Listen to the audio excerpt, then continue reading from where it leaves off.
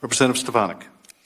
FBI Director Wray, on October 6, 2018, the families and close-knit community of Schoharie County in rural upstate New York experienced the deadliest transportation disaster in the U.S. in almost a decade when an illegal extended limo that shouldn't have even been on the road crashed and instantaneously killed 20 people. Are you aware of this? I know you have deep ties to upstate New York. I'm very generally aware of it, partly because of my ties to upstate New York. I'm asking about this at today's Worldwide Threats briefing because the owner of the limo company, Shahed Hussein, was a longtime informant of the FBI for prominent anti-terrorism cases in the War on Terror, who testified publicly in numerous high-profile federal cases. And it is our job in Congress to conduct proper oversight of the FBI's activities, including the proper and improper use and handling of informants when it comes to addressing worldwide threats. This FBI informant had multiple run-ins with the law and various state and federal agencies that miraculously were brushed away again and again and again. He lied on tax returns and immigration papers. He misled FBI handlers, committed bankruptcy fraud. His hotel that he owned racked up code violations and tens of thousands in unpaid property taxes with no consequences. And most tragically, this deadly limo company falsified reports, lied about the alteration of an illegal vehicle, and the out-of-service rate for this vehicle was 80%, unimaginable. I believe that this deadly limo tragedy, the biggest transportation tragedy in this country, could have been avoided had we addressed the illegal acts of this FBI informant. And the FBI owes families answers. There's been extensive reporting on this issue.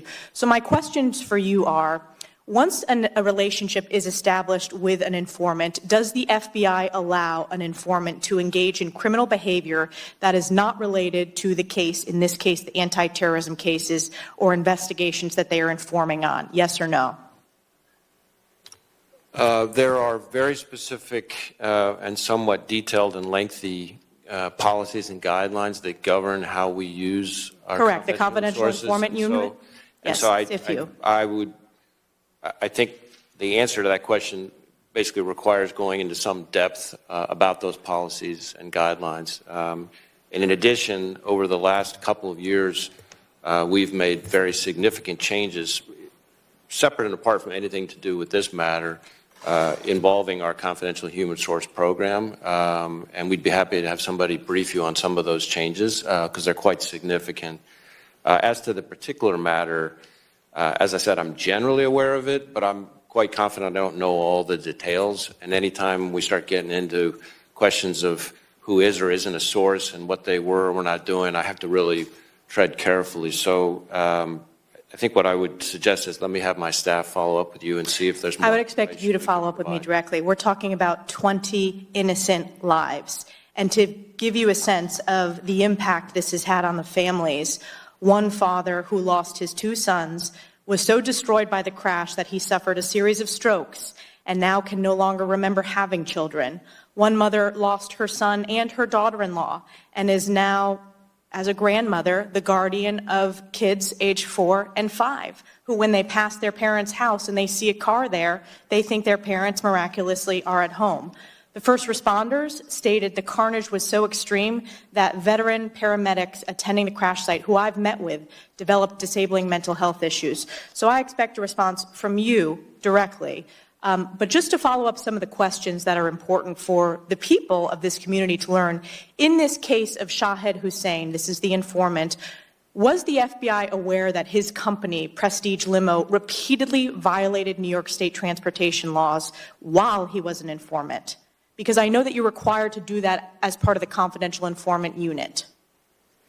So what I would say is my heart aches for those families, and I feel horrible about what's happened to them. I would say as to the specifics of this particular individual, partly because I don't know all the details, and partly because I have to tread very carefully whenever we start talking about somebody as a source or not a source, and when they were a source, and what they were doing as a source, and that kind of thing.